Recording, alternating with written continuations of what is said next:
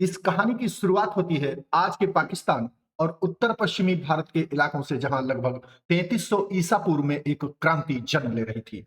जब दुनिया के बाकी हिस्सों में इंसान कबीलों में रह रहे थे और शिकार पर निर्भर थे, सिंधु नदी और सरस्वती के उपजाऊ मैदानों में हमारे पूर्वज दुनिया का पहला नियोजित शहरीकरण यानी अर्बन सिविलाइजेशन खड़ी कर रहे थे। यह सभ्यता 10 लाख वर्ग किलोमीटर से भी ज्यादा इलाके में फैली थी, जो उस समय के मिस्र और मेसोपोटामिया की सभ्यताओं को अगर मिला दिया जाए तो उससे भी बड़ी थी। हड़प्पा और मोहनजोदड़ो जैसे शहर इस सभ्यता के मुकुट थे, लेकिन इन शहरों को खास बनाती थी उनकी प्लानिंग। अगर आप ड्रोन लेकर के उस समय उड़ते तो आपको नीचे एक विशाल शतरंज की विसात बिछी हुई दिखाई देती। इसे ग्रिड सिस्टम कहा जाता है। सड़कें टेढ़ी मेढ़ी नहीं थीं, बल्कि एक दूसरे को 90 डिग्री के समकोण पर काटती थीं। मुख्य सड़कें उत्तर से दक्षिण की ओर जाती थीं, ताकि हवाएं जब चलें तो पूरा शहर अपने आप साफ हो जाए। यह इंजीनियरिंग का वस्त्र था, जो आज भी दुनिया के सभी आर्किटेक्ट्स को हैरान कर देता है। हड़प्पा के इंजीनियरों को ईंटों का जादूगर कहा जा सकता है। उन्होंने निर्माण के लिए एक ऐसा स्टैंडर्ड तय किया था जो पूरे साम्राज्य में लागू होता था। चाहे आप उत्तर में हो या दक्षिण में, हर जगह ईंटों का अनुपात बिल्कुल एक जैसा था। यह समानता इस बात का सबसे बड़ा सबूत है कि 5500 साल पहले भी एक मजबूत केंद्रीय प्रशासन था, जो इन मानकों को सख्ती से लागू करता था। घरों की बनावट भी कमाल थी। मुख्य सड़क पर होने वाले शोर और धूल से बचने के लिए घरों के दरवाजे मुख्य सड़क के बजाय पीछे की गलियों में खुलते थे। लगभग हर घर में एक आंगन था, रसोई थी और सबसे चौंकाने वाली बात, एक निजी स्नानागार भी था। दीवारें इतनी मोटी बनाई जाती थीं कि गर्मियों में भी घर के अंदर ठंडक बनी रहे। यह वास्तुकला की वह समझ थी जो बताती थी कि वे आराम और विज्ञान दोनों को महत्व देते थे।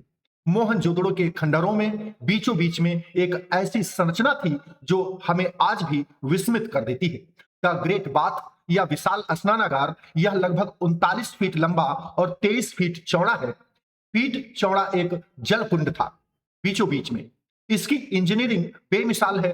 पानी रिसकर बाहर न जाए, इसके लिए ईंटों को जमाने में जिप्सम के गाढ़े का प्रयोग किया जाता था और उसके ऊपर बिटुमेन यानी प्राकृतिक तारकोल की एक मोटी परत चढ़ाई गई। यह दुनिया का सबसे पुराना वाटर प्रूफिंग का उदाहरण था। इतिहासकार मानते हैं कि यह सामाजिक तथा धार्मिक अनुष्ठानों के लिए इस्तेमाल होता था। लेकिन पानी की कहानी सिर्फ यहां तक सीमित नहीं थी। गुजरात के धौलावीरा शहर ने तो जल संरक्षण में कमाल ही कर दिया था। यह शहर रेगिस्तान के बीच में था, इसलिए वहां के इंजीनियरों ने बारिश के पानी को इकट्ठा करने के लिए विशाल जलाशय और बांध बनाए।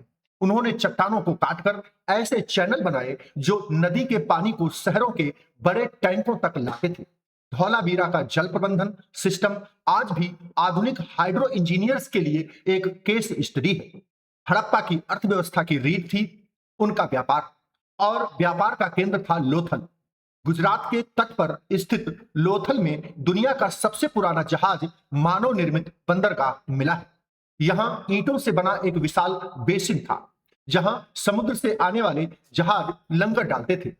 यहां से हड़प्पा के जहाज आंबा, हाथीदांत, मनके और लकड़ी लेकर मेसोपोटामिया, आज का इराक, ओमान तक और बहरीन तक जाते थे। मेसोपोटामिया के प्राचीन लेखों में हड़प्पा को मेलुहा कहा गया है। सुदूर देशों में मिली हड़प्पा की मोहरें इस बात का सबूत है कि उनका व्यापारिक नेटवर्क कितना विशाल था।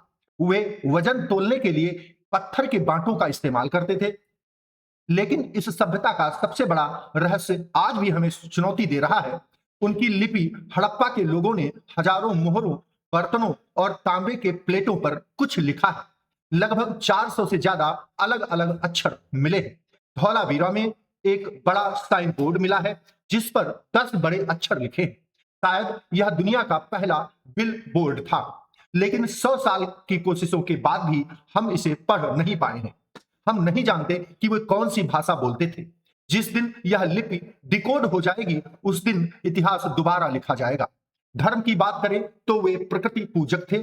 सबसे दिलचस्प है पशुपतिशील, जिसमें एक व्यक्ति योग मुद्रा में बैठा है और जानवरों से घिरा है। कई विद्वान इसे भगवान शिव का प्रारंभिक रूप मानते हैं। स्वास्तिक का चिन्ह, पीपल की पूजा, मांग में सिंदूर, यह सब हमें विरासत में वहीं से मिले हैं। इतनी महान, इतनी विकसित सभ्यता जो लगभग 1000 सालों तक शांत खड़ी रही, आखिर उसका अचानक अंत कैसे हुआ? 1900 ईसा पूर्व के आसपास शहरों में गिरावट आने लगी, नालियां जाम होने लगी और व्यापार ठप पड़ गया। पहले माना जाता था कि आर्यों ने हमला किया, लेकिन अब विज्ञान ने इसे नकार दिया है। असली कातिल था जलवायु परिवर्तन। सैटेलाइट इमेजरी बताती है कि उस समय सरस्वती नदी, जिसके किनारे सैकड़ों बस्तियां थी, वह सूखने लगी, क्योंकि टेक्टोनिक हलचल ने उस पानी को यमुना की तरफ मोड़ दिया। दूसरी तरफ सिंधु नदी ने अपना रास्ता बदल लिया, जिससे भयंकर बाढ़ आई, मानसून कमजोर पड़ गया और सूखा पड़ने लगा। जब पानी ही नहीं रहा तो शहर वीरान हो गए। लोग अपने शानदार घरों को छोड़कर पूर्व और दक्षिण की ओर गंगा के मैदानों की तरफ पलायन कर गए। वे मरे नहीं, बस बिखर गए। हड़प्पा सभ्यता खत्म हो गई, लेकिन वह मरी नहीं। आज भी हम हाथ जोड़कर नमस्ते करते हैं। हम जब भी हाथ जोड़कर नमस्ते करते हैं, जब हम योग करते हैं या जब हम अपने घरों में आंगन बनाते हैं, तो अनजाने में उसी 5000 साल पुरानी परंपरा को निभा रहे होते हैं। हड़प्पा के भीतर लोग आज भी जीवित हैं। उनका खून, उनका डीएनए आज भी भारत की रगों में दौड़ रहा है। यह खामोश खंडहर हमें याद दिलाते हैं कि हम उस विरासत के वारिस हैं जो तब भी विश्व गुरु थी, जब बाकी दुनिया अभी चलना सीख रही थी। यह इतिहास सिर्फ मिट्टी में दबी ईंटों का नहीं है, यह हमारी अपनी जड़ों की कहानी है। भारत ऐसे ही